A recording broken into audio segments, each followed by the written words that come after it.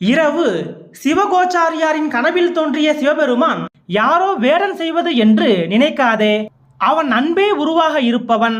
அவனது எண்ணம், உரை, செயல் எல்லாம் நம்மை பற்றியவே. அவனுடைய அறிவெல்லாம் நம்மை அறியும் அறிவே.